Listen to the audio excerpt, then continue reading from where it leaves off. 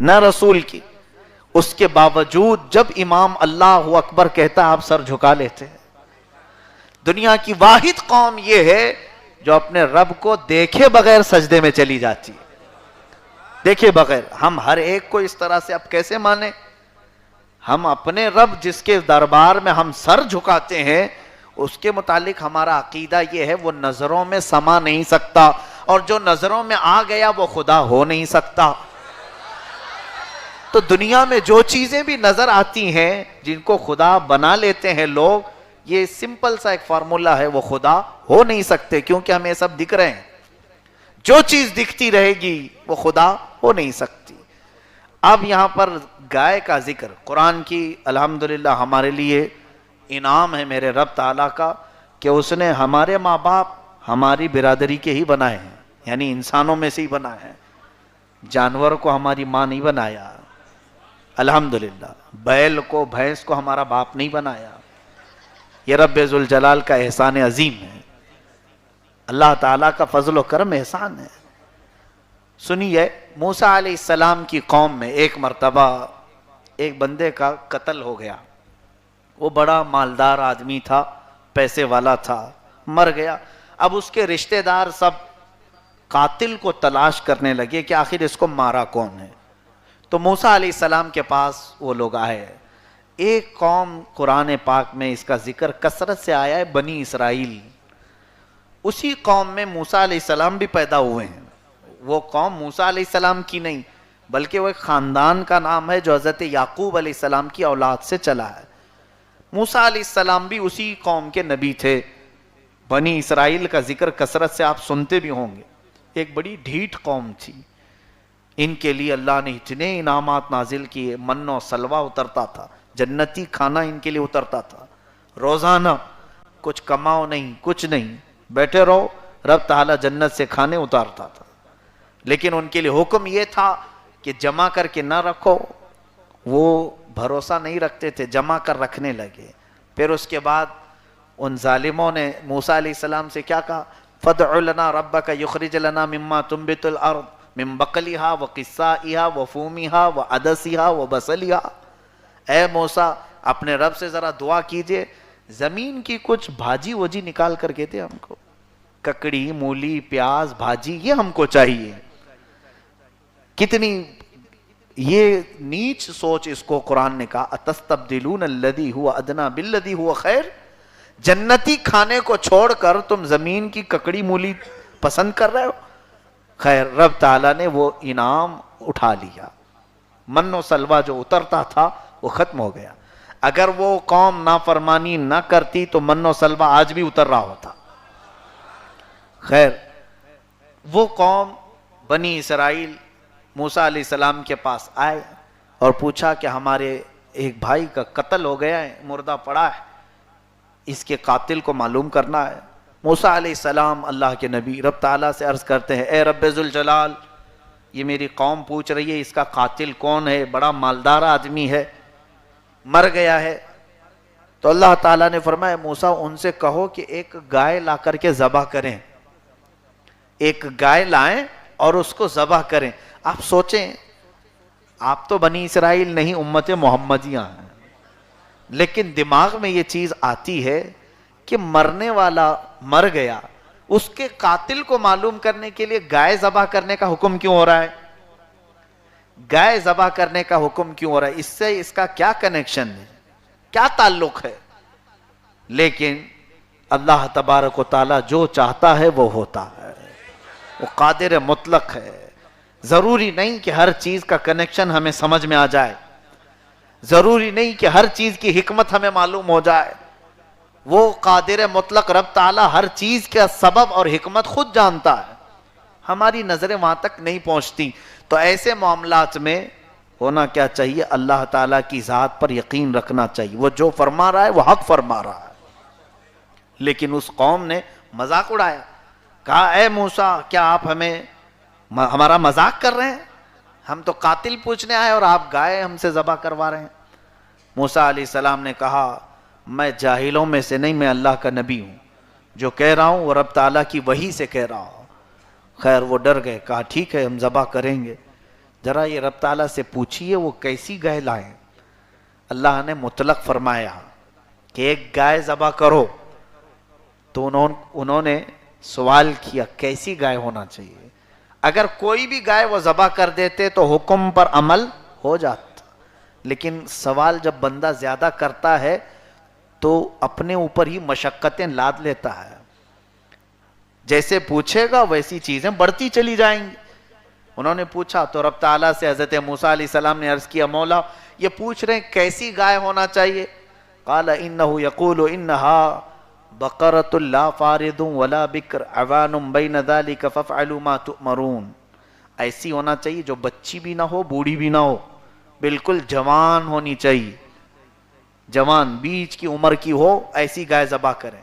آپ نے ان کو کہہ دیا. پھر اس قوم نے کہا کیسے رنگ کی ہونا چاہیے یہ بھی ذرا پوچھ لیجئے، کیسے رنگ کی ہونی چاہیے.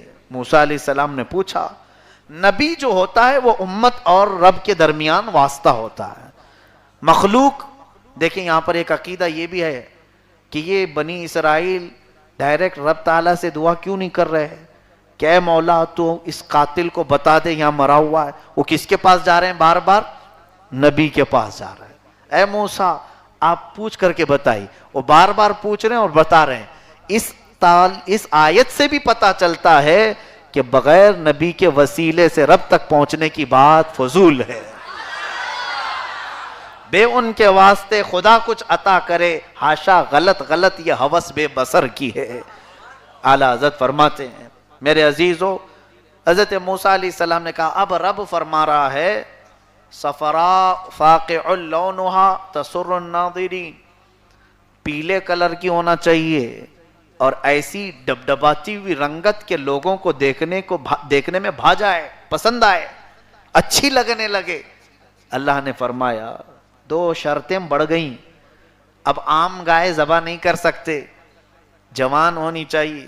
دوسرے نمبر پر ایسے ڈبڈباتی ہوئی پیلے رنگ کی گائے وہ ملنا بھی مشکل ہے. خیر انہوں نے پھر ایک سوال کیا اچھا ہمیں ذرا شبہ ہو رہا ہے وہ کام کرنے والی چاہیے یا پالی ہوئی چاہیے، یہ بھی ذرا پوچھ لیجئے. حضرت موسیٰ علیہ السلام نے رب تعالیٰ سے یہ پوچھا کہ اب یہ پوچھ رہے ہیں کیسی صفت کی ہونا چاہیے. اللہ نے فرمایا لا ذلول ولا تثیل الحرث، نہ وہ کسی کے پاس پلی ہوئی ہو اور نہ کسی کی کھیتی باڑی میں کام کی ہوئی ہو، دونوں بھی نہیں ہونا چاہیے. پالی ہوئی بھی نہ ہو، کسی کھیت میں کام بھی نہ کی ہو. جاؤ ایسی گائے لاؤ. کتنی بڑھ گئی ان کے اوپر. اسی لیے ایسے کاموں کو بنی اسرائیلی کام کہتے ہیں. جب کوئی حکم آ گیا تو اس پر خاموشی سے عمل کر جاؤ. اب اگر ہم نے آپ کو دکان بھیجا جاؤ ایک پانی کی بوتل لے آؤ، اگر آپ نے پوچھا کتنی لے کے آؤں، آدھا لیٹر کی یا 1 لیٹر کی، تو ہم نے کہا 1.25 لیٹر کی لے آؤ. آپ نے پھر پوچھا ٹھنڈی چاہیے کہ گرم چاہیے، تو ہم نے کہا کہ دونوں کی بیچ کی چاہیے. پھر آپ نے پوچھا کہ پانی وہ میٹھا ہونا چاہیے کنویں کا یا پھر سمندر کا یا پھر آسمان کا، ہم نے یہ بتایا وہ تینوں کا بھی نہیں ہونا چاہیے. جاؤ ڈھونڈو. 1.25 لیٹر کی بوتل مارکیٹ میں ملتی نہیں. دوسری بہت ٹھنڈی بھی نہ ہو بہت گرم بھی نہ ہو. تیسری یہ کہ بارش کا بھی پانی نہ ہو کنویں کا بھی نہ ہو. اب ڈھونڈنا ہوگا. یہ مصیبت کس نے بڑھائی؟ آپ کے ایسے الٹے سوالات نے بڑھایا. جب مطلق کہہ دیا جائے پانی، کوئی بھی پانی لے آ جاتے عمل ہو جاتا. بنی اسرائیلیوں نے ایسے ہی کیا. اب وہ ڈھونڈنے کے لیے نکلے. میرا رب تعالیٰ بھی جو حکم دیتا ہے اس کی کوئی نہ کوئی مصلحت ہوتی ہے، کوئی نہ کوئی اس میں حکمت ہوتی ہے. یہ صرف ان کے ساتھ یہ ٹھگانے والے معاملات نہیں، جس کو کہتے ہیں ٹرکانے والے معاملات، کہ ان کو کچھ نہ کچھ بول کر کے ہٹا دو ٹرکا دو. نہیں، اللہ تعالیٰ کے ہر اس حکم میں ایک حکمت ہے. بات در حقیقت یہ تھی کہ بنی اسرائیل میں ایک نیک و صالح بندہ تھا، بہت ہی پرہیزگار بندہ. اب یہاں صالحین کی بات بھی میں بتا دوں کہ وہ بندہ ایسا تھا کہ عبادت میں رب تعالیٰ کے ہمہ وقت مشغول رہتا. اس کا ایک چھوٹا سا بیٹا پیدا ہوا، چھوٹا بیٹا، لیکن باپ یہ جو ہے بیمار ہو گیا. ایسا بیمار ہوا کہ علاج ہو نہیں پا رہا تھا. بچہ چھوٹا گھر میں. اس وقت اس کے پاس گائے کی ایک بچڑی تھی, یعنی ایک چھوٹی سی بچی گائے کی. اب اس کی عورت کمزور, چھوٹا بچہ گود میں, اور یہ مرنے کو تیار ہے. تو اس نے کیا کیا, وہ گائے کی بچی لے کر آیا اور جنگل میں لا کر چھوڑ دیا, اور رب تعالیٰ کے حضور یوں کہا, اے مولا میں یہ تیرے حفظ و امان میں دیتا ہوں, یہ میں تیرے بھروسے پر چھوڑ رہا ہوں, میرا بیٹا جب جوان ہو جائے تو یہ گائے اسے واپس لوٹا دے. اللہ اکبر, یہ اللہ والے ہیں, اللہ کے بھروسے ایسے جانور کو چھوڑ دیا جنگل میں کہ میرا بیٹا جب جوان ہو جائے تو اسے تو یہ لوٹا دے. وہ وہاں سے جنگل سے آیا, اس کا انتقال ہو گیا. باپ نیک تھا, صالح تھا, پرہیزگار تھا, رب کے حوالے وہ اپنا مال, اپنا جانور چھوڑ آیا ہے. اور اس کا بیٹا جب جوان ہوا تو ماں نے کہا, بیٹا تیرے باپ نے ہمارے گائے کی ایک بچی کو جنگل میں چھوڑ دیا تھا, مجھے بتایا تھا کہ جب تو جوان ہو جائے تو جا کر ڈھونڈ لے, تجھے شاید مل جائے. کیسا عقیدہ تھا ان بندوں کا, اللہ اکبر. ماں بھی کیسی تھی اور باپ بھی کیسے. باپ کو یہ یقین تھا کہ میرا رب میرے بیٹے کو لوٹا دے گا, اور ماں کا یقین یہ تھا کہ اللہ کے حوالے کر کے گیا ہے میرا شوہر, اب تک تو وہ گائے زندہ ہی ہوگی. ان دونوں کا عقیدہ یہ تھا. بیٹے کو اسی لیے ماں کہہ رہی ہے, جا بیٹا جنگل میں جا. بیٹے نے پوچھا, ماں اتنے بڑے جنگل میں وہ گائے کیسے تلاش کروں, مجھے کیسے پتا چلے ہمارے باپ کی چھوڑی ہوئی گائے کتنے سال پہلے چھوڑا ہے. کہا ماں نے, بیٹا جا رب تعالیٰ کو پکار, اے الہ العالمین میرے باپ نے جو تیرے پاس امانت رکھی تھی وہ امانت مجھے دے دے. یہ بندہ آیا جنگل میں, آ کر جوان لڑکا کہنے لگا, اے الہ العالمین میرا باپ چند سال پہلے تیری بارگاہ میں کوئی امانت دیا تھا, میں اب لائق ہو گیا ہوں اور گھر میں آج تنگ دستی ہے, مجھے وہ امانت عطا کر دے. سامنے سے دیکھا ایک فربا اچھی قسم کی گائے چلتی ہوئی آ رہی ہے. یہ وہی گائے تھی جس کو بنی اسرائیل کو ذبح کرنے کے لیے کہا گیا. ایسی گائے کہ یہ بالکل جوان تھی, نہ بچی تھی نہ بوڑھی تھی, اور رنگ میں بالکل زرد کلر کی, پیلے کلر کی, کہ دیکھو تو پسند آ جائے, خوبصورت لگ رہی تھی. عام گائے کی طرح نہیں, اس کا رنگ ہی پیلا تھا. تیسرا یہ کہ نہ اس کو گھر والوں نے پالا تھا, نہ آج تک کسی کھیتی باڑی میں کام کی تھی, وہ تو مولا کی پرورش میں لگی تھی, مولا تعالیٰ کی پرورش کے اندر تھی, رب تبارک و تعالیٰ کی پرورش میں تھی. تو اب وہ گائے جیسے آئی اس کو پکڑ لیا اس نے اور لے کر گھر آیا. اب یہاں پر آنے کے بعد ماں سے کہا, اب اس کا کیا کرے. کہا جاؤ مارکیٹ میں بیچ آنا, بازار میں اس گائے کی قیمت لگانا. پوچھا ماں سے کتنے میں بیچوں. کہا 6 درہم میں بیچو. 6 درہم چھوٹی سی ایک قیمت ہوتی تھی, شاید ان کے چند مہینے گزر جائیں. لیکن ماں نے کہا کہ جب سودا طے ہو جائے تو مجھے خبر کر دینا پہلے, جتنے پہ بھی طے ہو. تو یہ نوجوان لڑکا آیا, بازار میں بہت سارے گائے لگی تھی, اپنی گائے اس نے لگایا.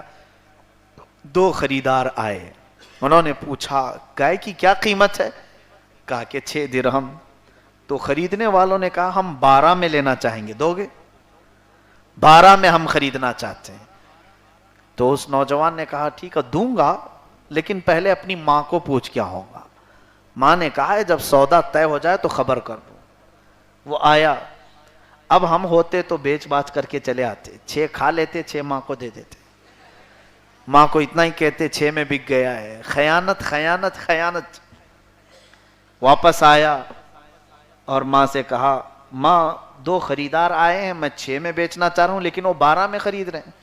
ماں نے کہا ٹھیک ہے جاؤ 12 میں بیچو, 12 میں بیچنا. وہ آیا بازار میں, وہ لوگ نہیں تھے. پھر 2 خریدار آئے, کہا کتنے کی گائے ہے. 12 کی. انہوں نے کہا ہم 24 میں خریدنا چاہتے ہیں. ڈبل قیمت لگائی جا رہی. ایک طرح سے یہ آزمائش بھی ہے, بندوں کی آزمائش. ہم 12 میں خریدیں گے. اس نوجوان نے کہا میں بیچوں گا ٹھیک ہے, لیکن پہلے اپنی ماں کو پوچھا ہوگا, اپنی والدہ کو یہ خبر دوں گا, اس کے بعد. وہ پھر گھر آیا, کہا ماں عجیب بات ہے, میں 12 قیمت لگا رہا ہوں, وہ 24 میں خریدنا چاہتے ہیں. ماں نے کہا بیٹا وہ کوئی عام خریدار نہیں، مجھے لگتا ہے وہ اللہ کے فرشتے ہیں۔ اب کی بار اگر وہ آئیں تو ان سے ہی پوچھ لو کہ کیا قیمت میں بیچوں، تم اب قیمت مت لگانا۔ یہ اللہ والوں کی بات ہے، صالحین ہے۔ جب وہ نوجوان آیا تو پھر وہ دو خریدار آئے مسکراتے ہوئے، کہا کیا قیمت ہے؟ اس نے انہیں پکڑ لیا اور کہا میں قیمت نہیں لگاؤں گا، اب آپ ہی بتاؤ کہ میں کس قیمت میں بیچوں۔ انہوں نے کہا اب تو صحیح مقام پر آیا، اس کی قیمت نہ 6 درہم ہے نہ 12 درہم ہے، بلکہ عنقریب ایک قوم ڈھونڈتی ہوئی آئے گی اس گائے کو، ایک گائے اس گائے کو ڈھونڈتی ہوئی آئے گی، ان کے ہاتھ اس گائے کو بیچنا، لیکن قیمت یہ کہ اس گائے کو ذبح کر کے اس کی کھال بھر سونا اور چاندی، اس کی قیمت ذبح کرنے کے بعد اس کی کھال نکالیں اور کھال بھر کر سونا اور چاندی، یہ اس گائے کی قیمت۔ کہا اتنی قیمت؟ انہوں نے کہا ہاں وہ دیں گے، اتنی قیمت دیں گے۔ اب تھوڑی دیر گزری تھی کہ وہ بنی اسرائیل ڈھونڈتے ڈھونڈتے اس بازار میں آ گئے، جنہوں نے پوچھ پوچھ کر کے اپنے اوپر بڑھا لیا تھا۔ دیکھا دیکھتے ہی وہ لوگ بالکل گول ہو گئے کہ اب تو ہماری گائے ملی گئی، اور وہ بھی ایک نوجوان کے ہاتھ میں ہے، بھولا بھالا سا دکھ رہا ہے، آؤ جلدی سے خریدیں، ہم اپنی منزل پر پہنچ گئے۔ لیکن جب انہوں نے قیمت پوچھا تو ہوش اڑ گئے۔ اس نوجوان نے کہا اس کھال بھر کے سونا اور چاندی میں لوں گا۔ اب وہ آؤ تاؤ کرتے کرتے بعد میں پھر تیار ہو ہی گئے، اور اس گائے کو انہوں نے اتنا سونا اور چاندی دے کر خریدا۔ کس کے مال سے دیا؟ جو قتل ہوا تھا بیچارہ، جو قتل ہو کر کے پڑا تھا، اس کا مال سب دے دیا۔ یہ بہت پوائنٹ کی چیز میں بتا رہا ہوں، غور توجہ چاہوں۔ ایک آدمی قتل ہو کر کے پڑا ہے، اس کا قاتل معلوم کرنے کے لیے گائے ذبح کرنا ہے۔ اب گائے کی قیمت اتنی ہے کہ کہاں سے دیں گے؟ تو وہ جو مالدار تھا مرا ہوا، اس کا مال پورا اس کو دے دیا۔ دینے کے بعد گائے تو آ گئی، موسیٰ علیہ السلام کے پاس لے آئے۔ اب کیا کریں؟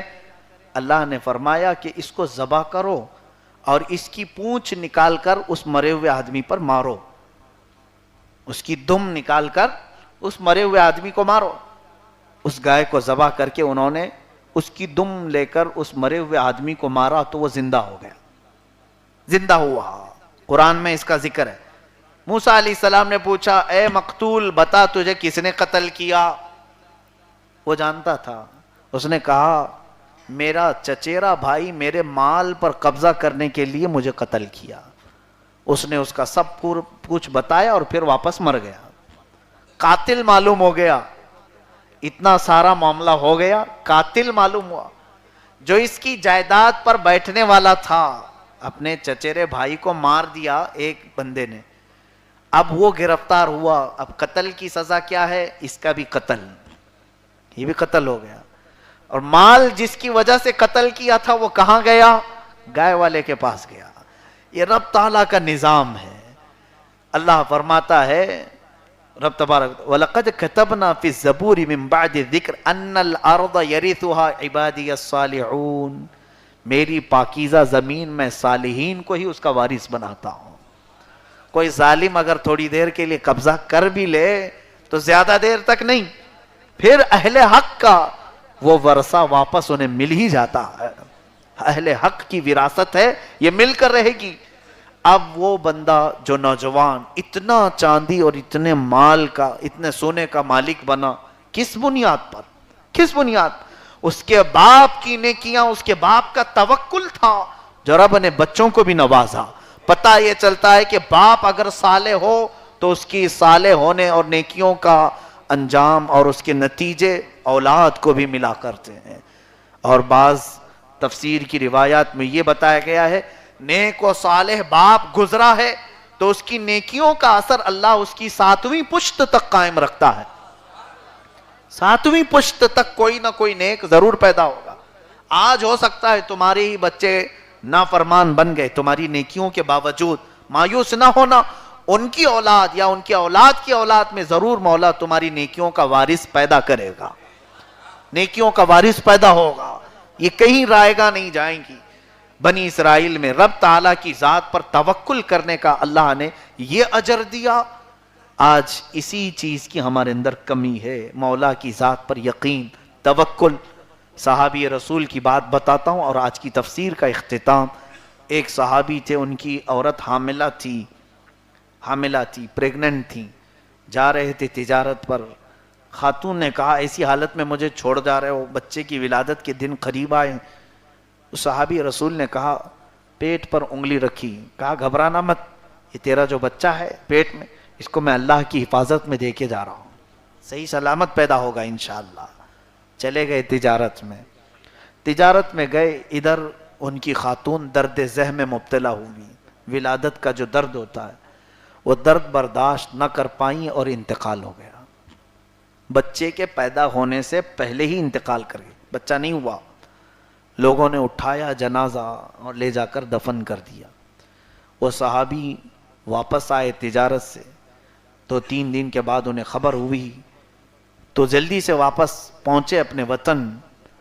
تو بڑا غم ہوا کہ میری بیوی کہتی تھی اس حالت میں کیسے چھوڑ جاؤں، میں چلا گیا. خیر قبر کی زیارت کے لیے حاضر ہوئے.